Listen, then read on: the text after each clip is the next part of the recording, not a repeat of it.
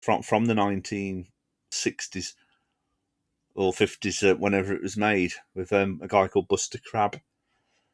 But it was brilliant to watch, and we watched it. We always used to go and watch this Flash Gordon. Then they would show us a program, which was another old program, which was called Old Mother Riley, and I think that dated back to the 50s or 40s. Now that was a black and white, really old sort of program from what I remember. And then we'd have the main film that we'd watch, and the one I always remember was Digby, the biggest dog in the world, and that's where we'd go and watch it. So this you're talking about on this housing estate. The great thing about it was that you didn't have to cross roads to get to places. From where you lived, when you come out of your front door, if you went to the shops, you didn't have to cross roads to get to the shop. So there was no danger of crossing roads. You went to school, you didn't have to cross roads. You just went to the school on the estate. And that was the whole thing behind being on the estate. The concept was to live on the estate as a community, and you've got the safety. You've got the safety of the estate on the actual estate. And that was part of the memories of growing up on there. I mean, we eventually moved from Wantage where we were, because back in Birmingham, my grandmother had died, and my grandfather was living on his own down there, and my mum wanted him up here in Telford to come and live with us. So they organised that to get my granddad to come and live with us. But because he came to live with us, it meant that we needed a bigger house. So then when my granddad came to Telford, and we'd moved then from Wantage where we lived, to Warrens Way, which is down the other end of the estate. And down in Warrens Way, from Wantage to Warrens Way, down in Warrens Way had their own shops as well. So they had their own news agents. And then when we moved there was the news agents, and then next door to news agents was a laundrette. And by the side of the laundrette was this mound, this hill mound, and on this mound they had a slide on the mound, which kids could go and play on, so they could go and play on the slide.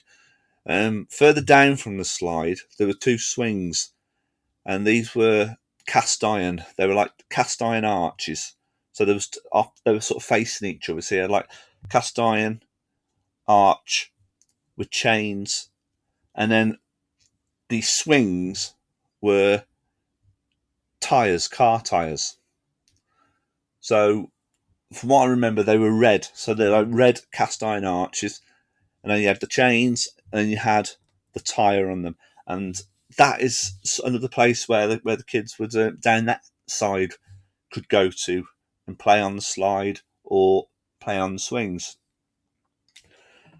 So we lived in Warrens Way, and by where we were, there was a place that we called the Dip, and the Dip was a big hill, sort of, where it just went over to it in Warrens Way, and it's a big grass bank all the way down. So you had houses on the top of the Dip, and if you went down the grass bank all the way down to the bottom, there were houses then down the bottom of the Dip. And what happened during winter time is we had those winters of the 70s where you had proper snow, proper winters, quite deep snow, and they always used to, the banks were sort of covered in the snow, which then, once the kids got onto it, soon became ice. So you had like ice banks. So the kids would then get things like black bin bags, sit on the bin bags, and go down out like sledges down the actual bank. The kids who sort of, there were kids there that sort of would stand up and like ski down, standing up down the ice down to the bottom. And that made wintertime special, because every time you knew wintertime come round, every time you knew the snow came, you knew that the banks would down there would all be snowed over you, and he'd have somewhere to go playing and sledging down there. And that was another great part of growing up on Woodside, on the housing estate there. And as I mentioned earlier, over the road from the estate, you had Rough Park. And Rough Park was used by the kids, and they'd go over there. You'd have You can make your own rope swings over Rough Park, where the trees were, and also you could go camping over there. So you could go during the 6 weeks holidays. If your mate's got a tent or something like that, or someone's got a tent, or you can go over there and do camping over the actual onto Rough Park.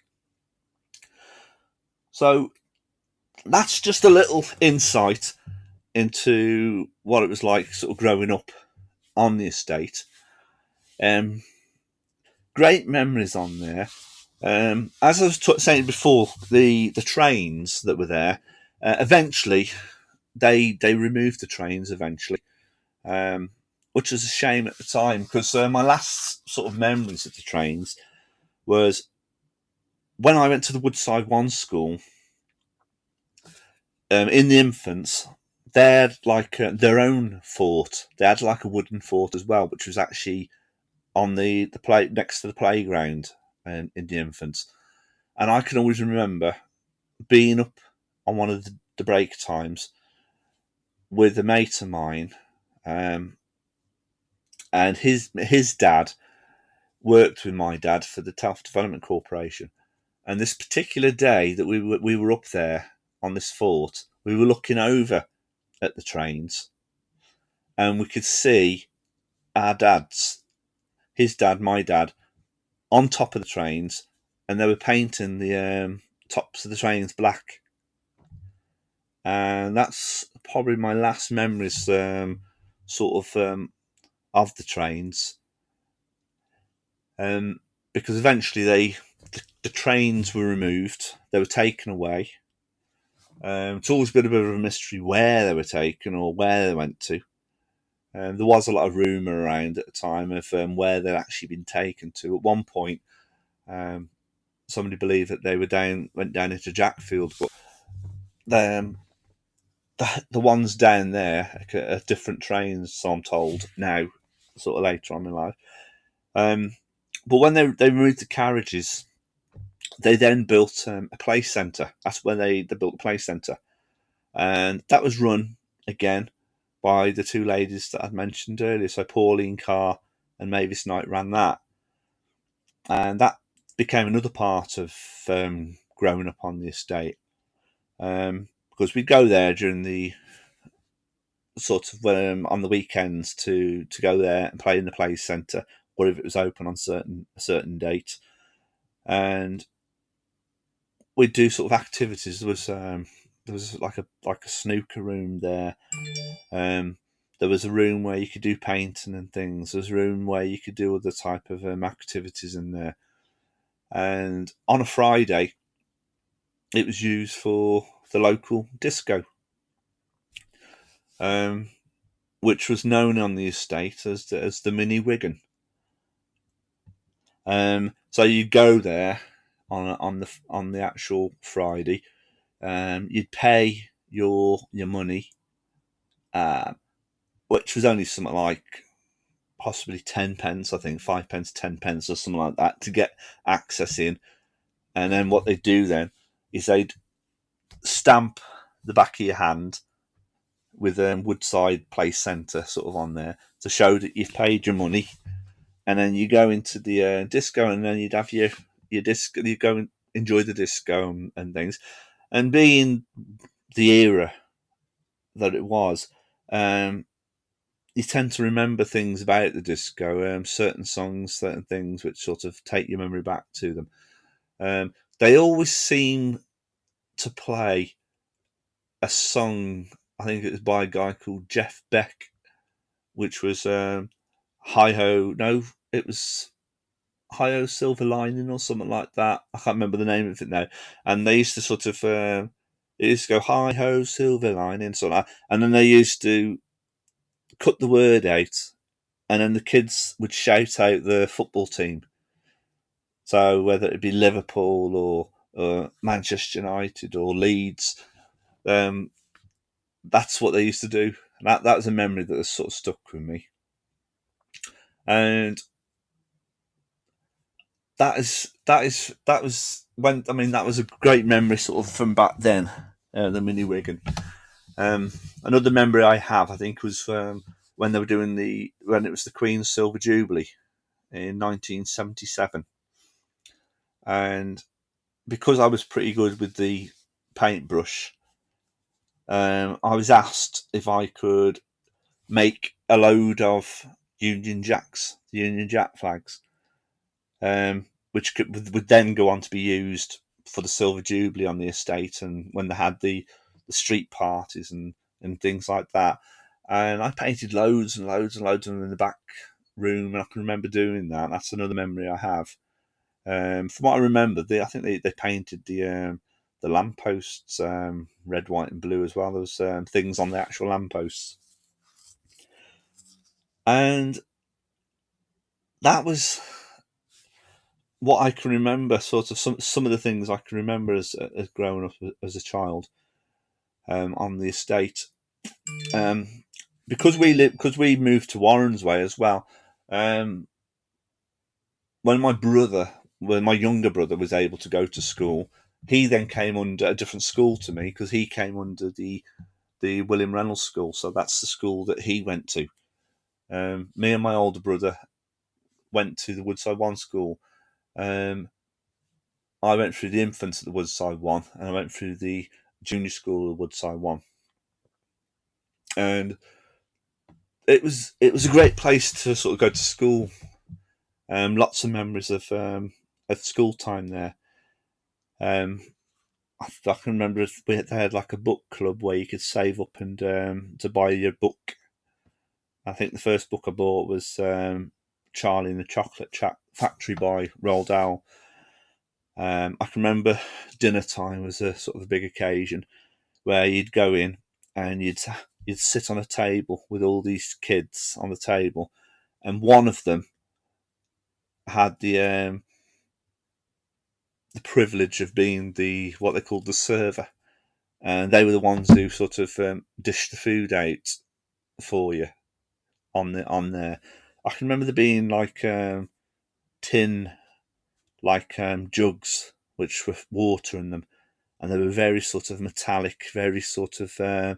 Some of them were like a gold colour, some of them like a red colour or silver colour. They had just really sort of vibrant sort of colours on them, and that's another memory, as I say, I can remember in the school. I can remember that you would you'd have the assemblies, and you had like religious songs they always managed to get some sort of religious song into the assemblies that you would have to learn. Some were non-religious. I can always remember. I think it was "Blackbird Has Spoken" as one of the songs that was sang. And one of the more religiousy type of ones I can remember. There's a song called "Hand Me Down My Silver Trumpet, Gabriel." As you can see, that's a bit of a religious sort of song. But it was a great school. They were good times. And this is my first podcast, and thank you for listening. Hopefully, as I get on a bit with these, I'll be able to sort of get the podcasts up and run a bit more, and get a bit more sort of things into them. And thank you for listening. And this is Marcus Keane. I run a site called Talford Memories, and this is my first podcast.